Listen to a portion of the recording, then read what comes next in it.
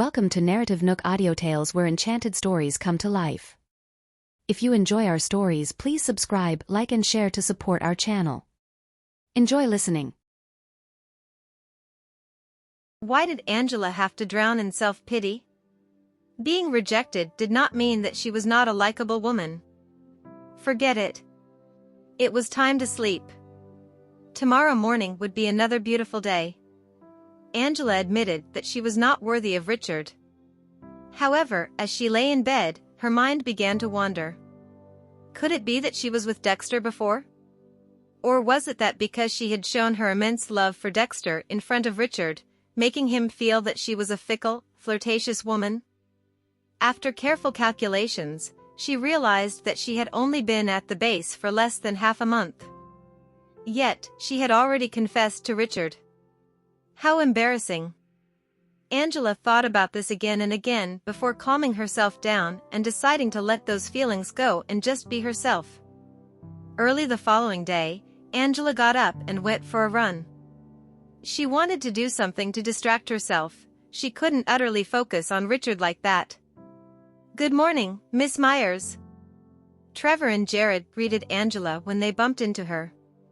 "Good morning," she replied breathlessly with a bright smile. It was evident that she was in a good mood, and this made Trevor and Jared exchange glances. They thought that the date they had arranged last night made Richard and her take their relationship to the next step. Angela couldn't help but ask when she saw them, "Is it convenient for me to ask you a question?" "Go ahead," Trevor said, happy to help. "Has your captain never had a girlfriend?" she asked directly. This made Jared burst into laughter. "Miss Myers, don't worry. Our captain's love life is as blank as paper. He absolutely does not have any exes. Yeah. We've been around him for so long, yet haven't even seen him around a female, let alone a girlfriend. So, you can pursue him without any worries," Trevor added with a smile. Angela lowered her head and smiled shyly as bitterness filled her heart. Finally, she raised her eyebrows and replied, "You've misunderstood. I'm not trying to date him.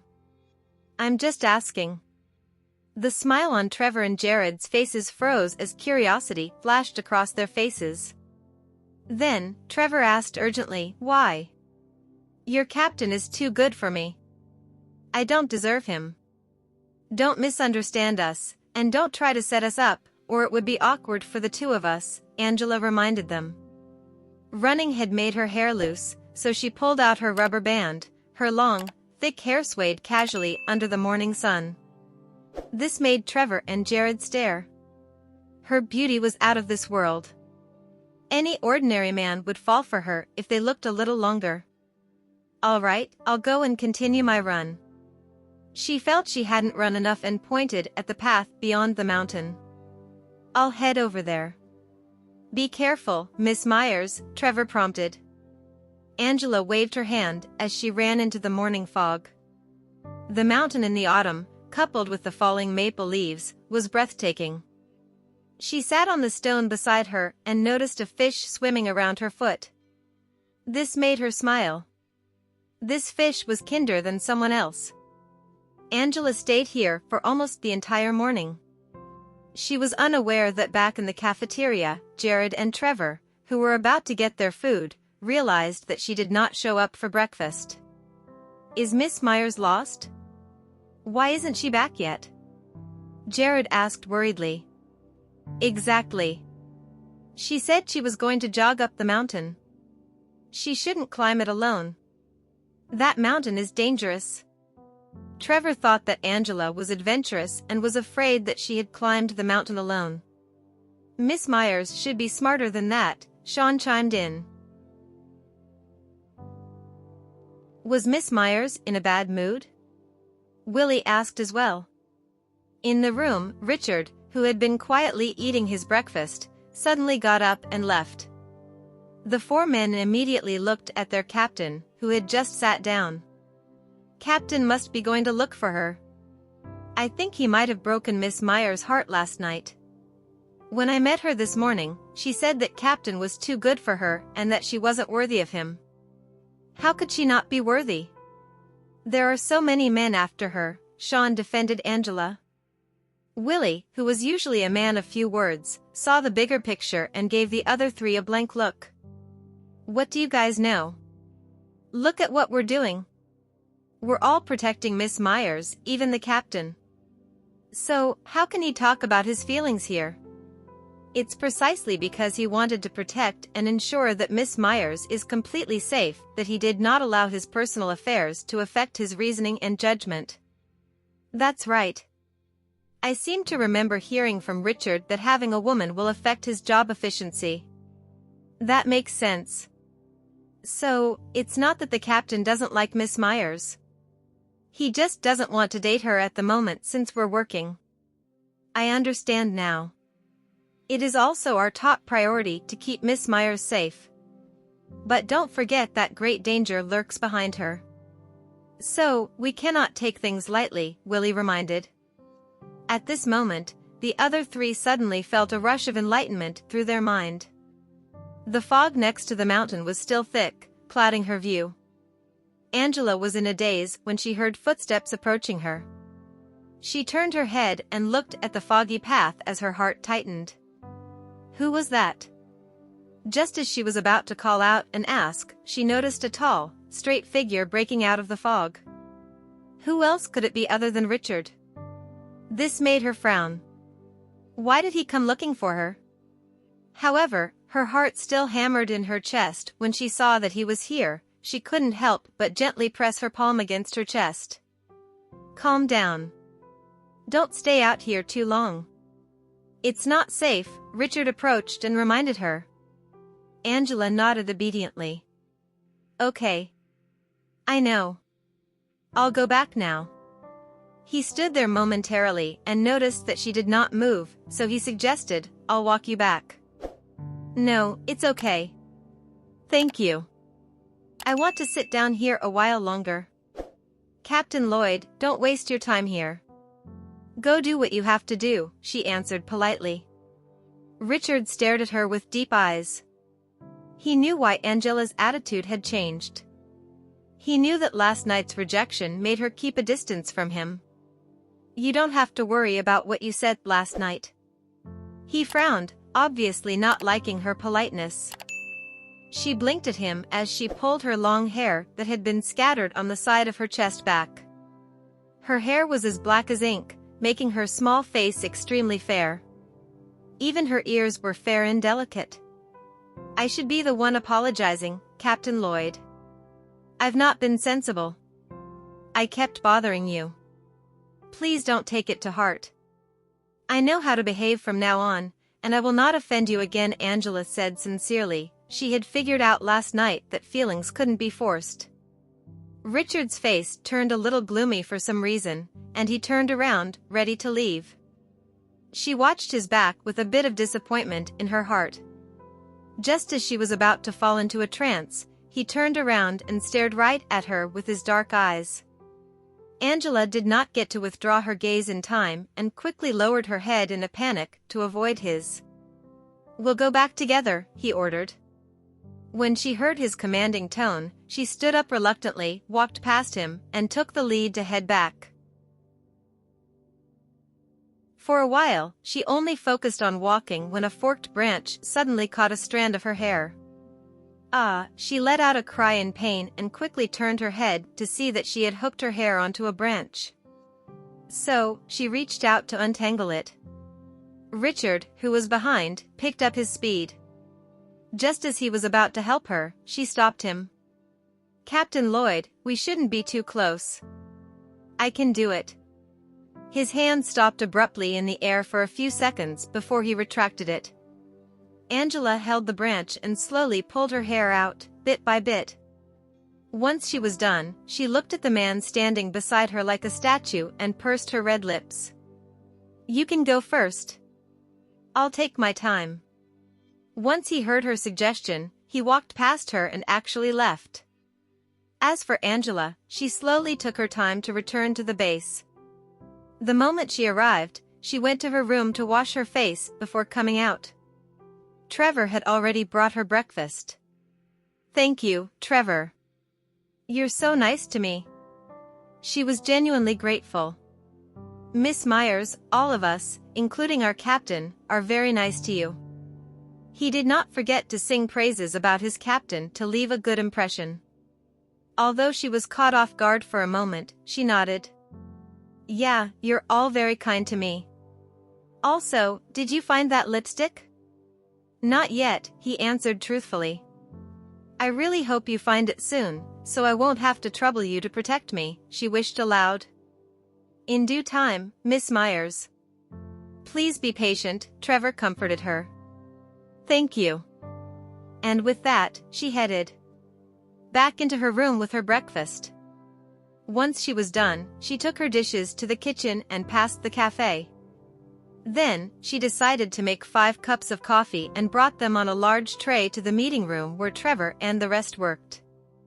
After she knocked on the door, she pushed it open and went in, only to see Richard sitting on the main chair while the 4 around him. I made you guys coffee. Angela smiled, acting like their assistant who was hard at work. The other 4 were a little flattered as they hurriedly got up and took the coffee cups from her. Finally, she put the last cup in front of Richard. Captain Lloyd, here's your coffee. Thanks, he answered dispassionately. Miss Myers, it smells delicious. Your coffee-making skills are amazing, Sean praised. I learned how to make coffee abroad. I hope you guys don't mind. If you like my coffee, I'll make it for you every day in the future.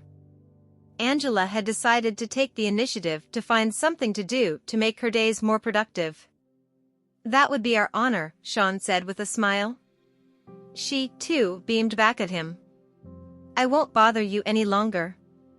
After she left, Sean was still in a trance, watching her walk away. At this moment, Richard let out a light cough, and Sean was quickly brought back to his senses, not daring to take another look. As Richard sipped on his coffee and realized that his other subordinates had it too, he suddenly felt that the cup of coffee in his hand wasn't nice anymore. Angela's coffee-making skills were excellent. Now, this mellow coffee wasn't limited to his taste buds anymore. As Angela was busy cleaning her room, Trevor handed her an iPad, telling her she could pass the time by downloading as many movies as she wanted. This made her think that he was really considerate. Although he looked unbothered, he was actually very thoughtful. Thank you, Trevor. No problem. Just make us some coffee whenever you're free. Okay. As long as I'm here, I'll make all of you coffee every morning, Angela said with a smile. With movies to pass the time, she did not have to go into Richard's room to borrow books. This also allowed her to avoid bumping into him. With that thought in mind, she decided to catch up on a drama. She indulged herself in a love story the whole morning, watching the beautiful love unfold between the characters and their happy ending. For some reason, she felt a little discomfort in her heart. Love that felt good was only in movies. Even if the hero and heroine suffered all kinds of torture, pain, and separation, they would always have a happy ending. They would walk away into the sunset and live happily ever after. She hugged her arms and buried her head as she thought of this. In reality, the relationship between men and women had no set script. People who weren't meant to be would never be together. After that, she decided to stop watching romance movies, fearing it might accidentally hurt her aching heart again. In the evening, Angela decided to take a bath. As the public bathhouses were mostly for men, it wasn't very convenient for her to do so there. So, she had no choice but to head toward Richard's room. When she went to pick out her pajamas, she realized that all but one silk pajama had been sent for washing. It was a long dress she had not worn because of its inconvenience. But tonight, she had no choice but to wear that. In fact, this nightgown was made of lace. Although it was just a long dress, it had the design of pajamas. Angela decided that she was just going to wear it. Then, she knocked on Richard's door with her clothes in her arms. Come in, a male voice called out from inside. Angela pushed the door in and saw him sitting on the sofa, reading, with a book in his hand. He was obviously done with his work and was relaxing. "I want to take a bath. Am I bothering you?" She looked at him with bright eyes. No, he raised his head to reply to her, but soon lowered it to continue his reading. At this moment, she felt their interactions weren't as casual as before. Instead, it felt a little awkward and restrained. Despite that, she brushed it aside, closed the door, and walked to his bathroom. Soon, the sound of water followed and disrupted Richard, who was reading outside. He closed his book directly as his long fingers reflexively caressed his lips. His eyes were unfocused as he was lost in thought. More than 10 minutes later, the bathroom door opened, and Angela stepped out in her silk pajamas. Her long wet hair hung around her ears loosely, and her little face was a little pink. This whole scene looked a little amorous. When Richard turned his head to look at her, his pupils shrunk. Was this woman going to wear this? She didn't know what he thought as she held a basin with her dirty clothes in her hands. Then she glanced at the man on the sofa and announced, "I'll get going now." "Wait." The man stopped her in a low voice. This made her pause in her steps as she turned to look at him. "What's wrong? Don't you have anything else to wear?" he questioned in a slightly angry tone. Angela looked down at her pajamas and asked, "Is there something wrong with my pajamas?" There was nothing wrong with it. It was just that this pajama provoked a specific sort of imagination. The drapey fabric showed her graceful figure, and there was lace embroidery on the front of the dress, all colored in burgundy. Although the hem of the dress was up to her knees, the nightgown was held together by a belt, which would make people wonder what was under it. Richard reached out, picked up a camouflage coat from his sofa, walked over, handed it to Angela, and commanded, "Put it on and go back into your room."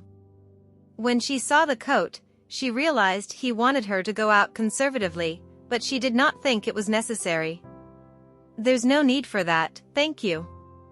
She shook her head as she held onto the basin before turning to leave. Just as she took 2 steps, her shoulders were grasped by him as he draped the oversized coat over her, forcibly covering her up. This made her a little frustrated. This man was too overbearing. "I said, it's okay." Nevertheless, Angela refused to accept his care, probably because she still had some resentment in her heart toward him. Richard said it was impossible for her to be with him in this life, so why did he care about how she looked?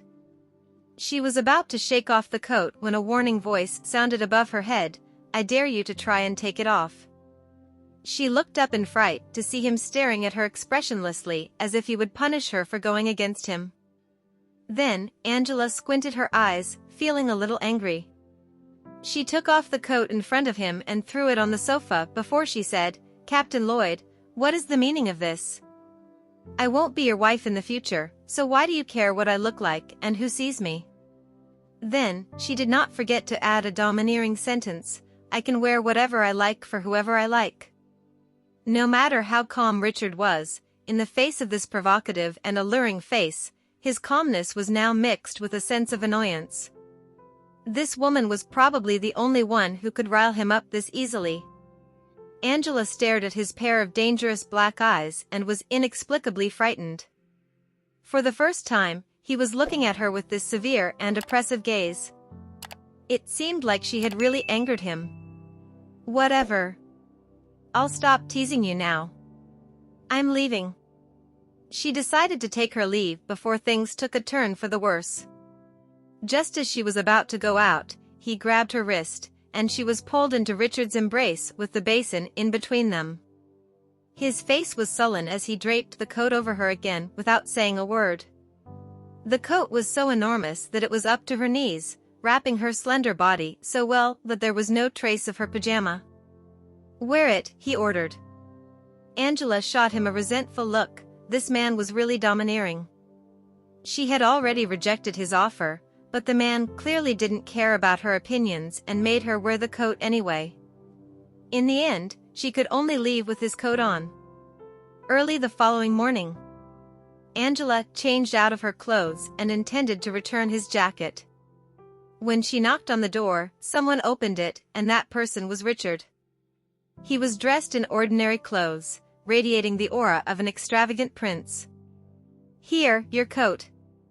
She handed him his coat.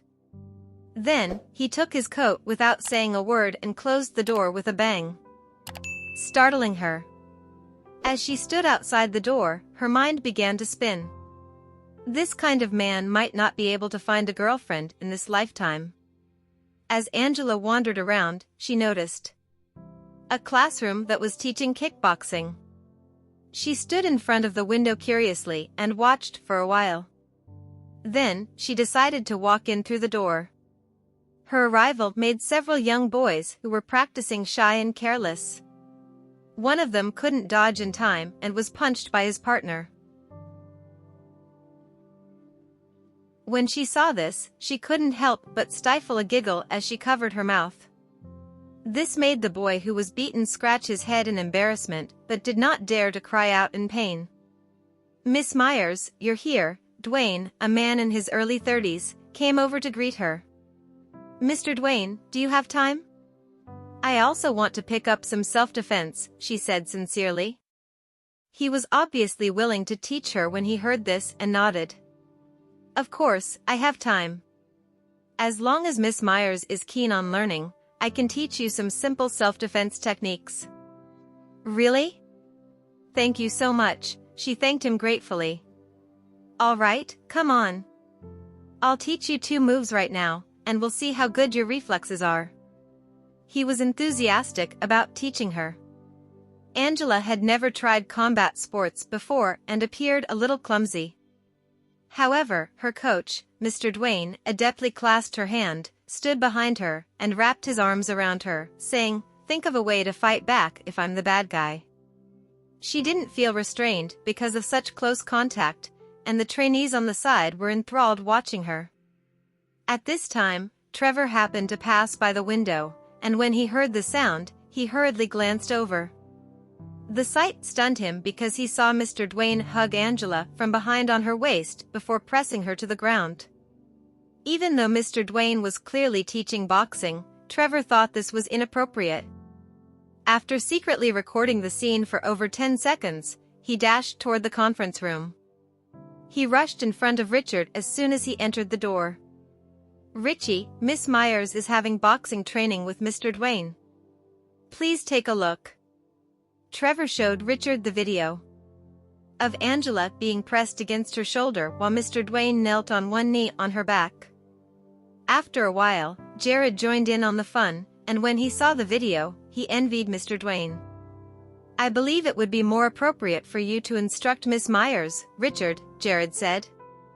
Richard's brow furrowed once he heard that suggestion. Angela must have had a lot of free time. "Richard, take over Mr. Dwayne's job. This is something you should do. I'm worried Mr. Dwayne will injure Miss Myers if he uses too much force." Trevor purposefully provoked Richard, making him leave. "Yeah. If Miss Myers sprains her slender arms and legs, she will have to rest for a month," Jared added. "Which training room is she in?" Richard asked, closing his laptop. "It's located in the north," Trevor responded quickly. With that, Richard stood up, pushed open the door, and walked out. Trevor and Jared trailed behind him to watch the fun as well. They were looking forward to seeing how Richie would train Miss Myers. Before Richard could open the door, he heard Angela cry and moan as if she was being tortured. As a result, his brow furrowed and his pace quickened. When Richard entered the training room, Mr. Dwayne had trapped her arms and waist while he coached her on methods to counterattack. Richard's eyes narrowed, and a look of displeasure flashed across his face. He was aware that close contact was required for this type of self-defense technique, but the scene bothered him.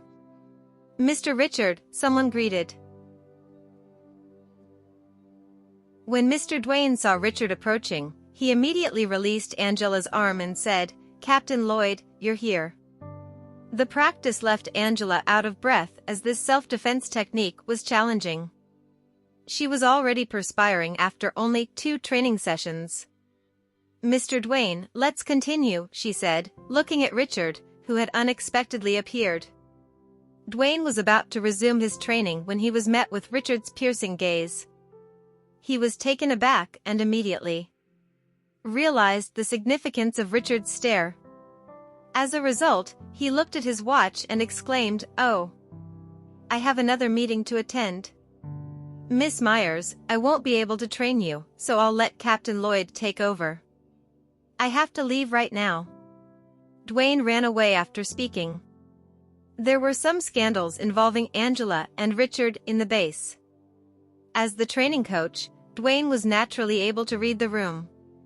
When Angela saw Dwayne leaving, she asked while rubbing her aching arm, "Captain Lloyd, do you have time to teach me?"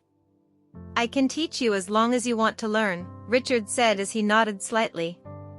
She smiled, remembering the tricks that Mr. Dwayne had just taught her. This is an excellent opportunity for revenge. I'm going to kick his ass. Come on then. Teach me some moves.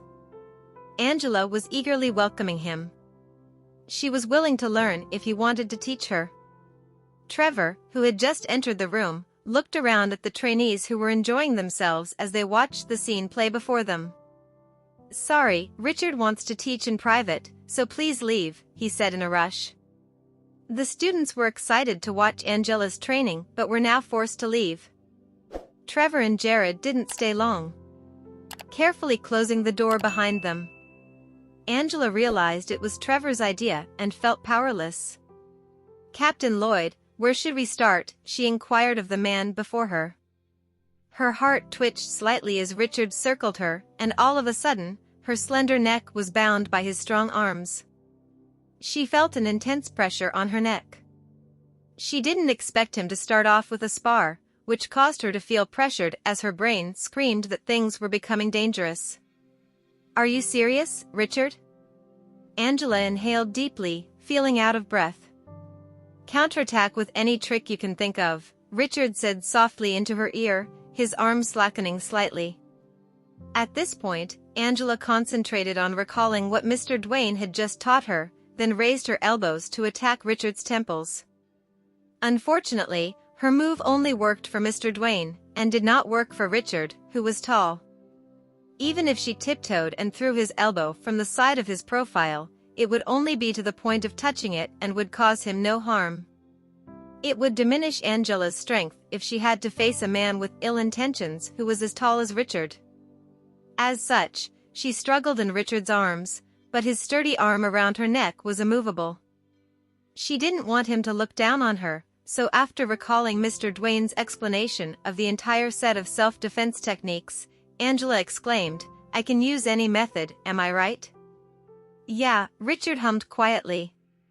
Right then, Angela lifted her feet to step on the back of his instep, but she missed as he had already predicted her moves.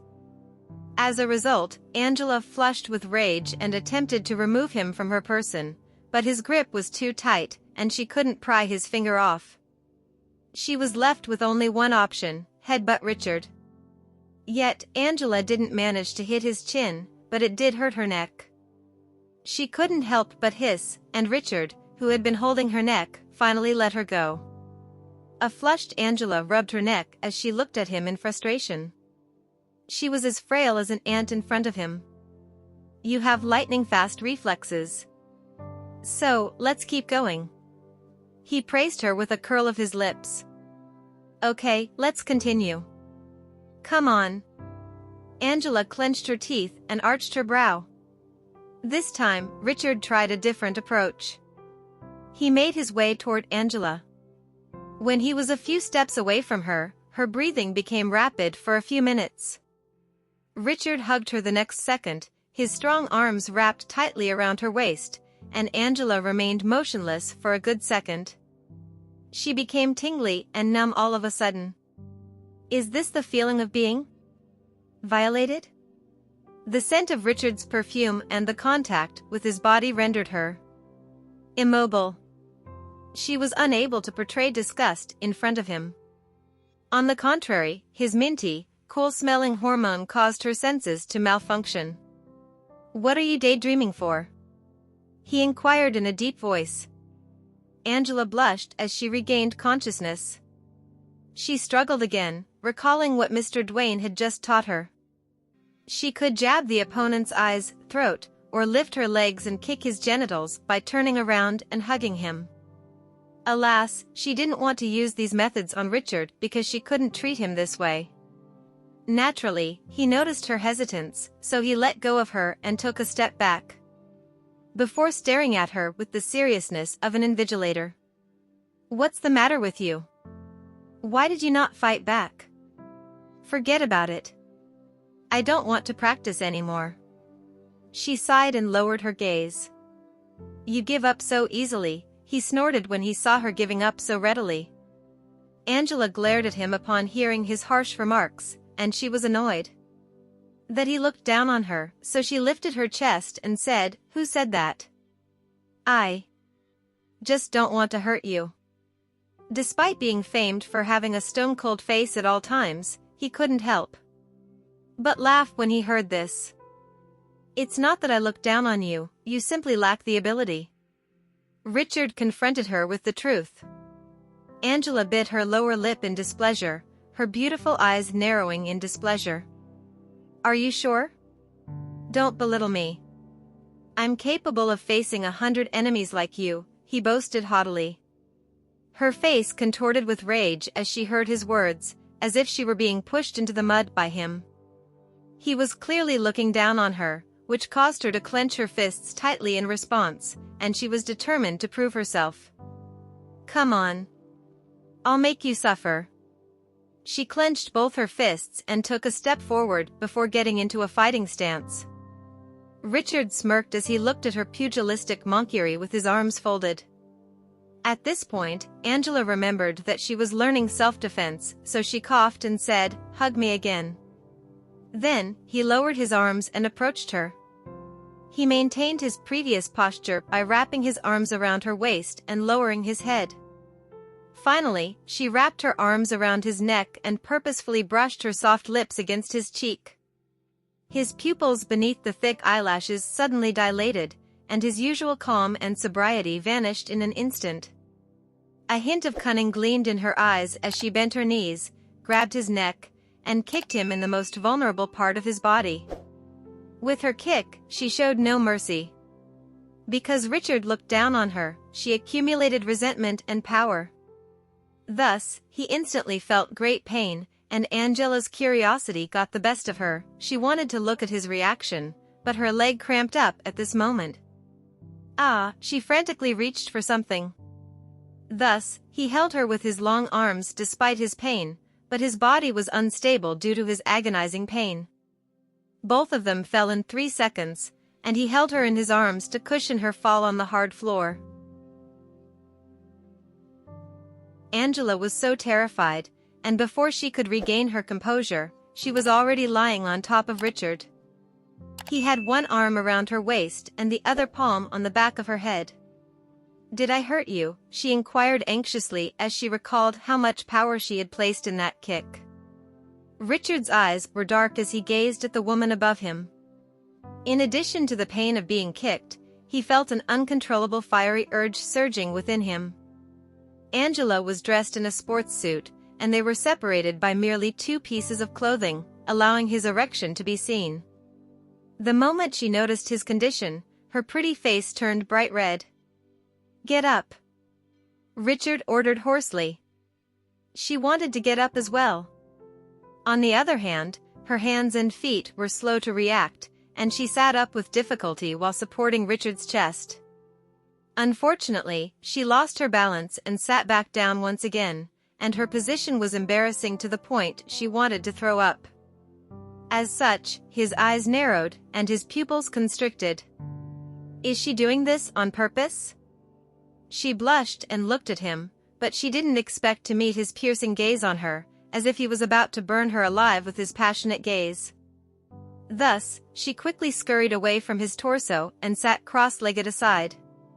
When he got to his feet, her lovely eyes darted around in a panic, not forgetting to glance at the body part she had kicked him. Richard, who had stood up, glared at her angrily. He was training her on self-defense, not teaching her to seduce the opponent with her beauty. That trick of hers was a double-edged sword. "You will only suffer if you don't train properly," Richard warned her. "I can't learn anything from you. I want Mr. Dwayne to train me." Angela despised his coaching. How could she possibly concentrate on the training if he kept distracting her? Should she hold Richard, who was far too charismatic for his own good, responsible for her distraction? "Stop the training if you don't want to learn," he responded frigidly. His face had an inexplicably gloomy and ugly expression. At this point, she had also come to a realization that she was not built for combat training. After only half a day of training, her muscles were aching all over her body. "Give me a hand," she demanded as she reached out. Richard grabbed her hand and pulled her up. Did I hurt you just now?" Angela asked awkwardly with a light cough. He believed she had learned nothing but seduction and even played this trick on him. "If you have a reaction, it means you're not hurt." Angela snickered, covering her mouth. Richard was speechless as he looked at her. She was undoubtedly shameless. "Captain Lloyd, you have to be careful as well. Don't be blinded by beauty," Angela warned him. He had no reason to be concerned in this regard because no woman had ever captivated him. She, of course, was the sole exception. She was about to move her arm when she felt a pain in her shoulder blade, which caused her to hiss. "Ouch! It hurts." It was the arm that he had grabbed tightly in a hurry. Therefore, he had accidentally pulled her too harshly in his concern for her. "Don't move. Let me take a look." He approached her, gripped her wrist, and massaged her shoulder joints gently. Her joints appeared to be fine, but her tendons were most likely strained. "You'll be fine after a few days of rest," Richard said as he let go of her arm. Angela nodded and lowered her head, her gaze wandering. Out of the blue, he abruptly poked her head with his finger. "What's so interesting?" he reprimanded quietly. "What?" "There's nothing interesting to me," she said, rubbing her aching head and taking a step back. He remained silent upon hearing her response, and his silence was clearly a dubious one. Since she had nothing to say, she turned around and left the room. She was always in a bad mood when she was with him. At this point, a black off-road vehicle drove in through the back door of the base. When the car door opened, a young man and woman emerged. The man was dressed fashionably, and the woman was in an extremely sexy tight skirt. They looked at their surroundings in perplexity. "Are we going to stay here?" the woman asked, disgusted. "You'll be staying here for the time being, Ariel, Carlton. Please adhere to all the rules implemented for your own safety. We will notify you once both of you are both safe," a man warned them sternly before leading them to the door. "It's all your fault," Ariel said, biting her lip and punching Carlton with a reluctant expression. Carlton, who was being hit, appeared helpless and coaxed her. Okay. We'll take refuge here for a while to avoid the danger." Ariel and Carlton worked as journalists. They went abroad to boost their performance, but they inadvertently filmed an international gang's arms trade, which the gangsters later discovered and were hunting down the duo. They had no choice but to flee back home to hide from the gangsters, which was how they ended up here. "I hope this place is safe, otherwise, we'll be dead." Ariel still trembled when she remembered the incident where they were almost hunted down. "It looks safe here, so relax," Carlton reassured her. They were escorted to their rooms. After settling down, Ariel couldn't wait to visit the location, so she went outside and looked around the field. Two shadows appeared from afar in an instant. Her attention was drawn to the figures, and when she turned around, she saw two men walking in the flower field while talking, marching in her direction. The young man on the left piqued her interest. He was tall and attractive, with a hooked, aquiline nose and dark brows. He radiated extraordinary charm. Ariel's heart pounded like a drum in her chest. She never expected to meet such a distinguished gentleman here in 1,000 years. He wasn't like the other men. He exuded a noble and extraordinary aura despite his youth. At first glance, he appeared unusual, and it can be seen that the other man treated him with respect. What's his name? What's his identity? She was no longer depressed. At the very least, she could get to know this attractive man better. Maybe there would be sparks ignited between the two of them, for she was an ambitious woman who would do anything to achieve her goals. When she noticed a young team member approaching, she quickly asked, with a smile, "Hello. Could you please tell me who that person is?" "He's Captain Lloyd." Thank you for listening. If you have enjoyed this story, please like and share so others can see it too. Also hit the subscription button and notification bell so you can be notified on our next release. Thank you for your support. God bless you.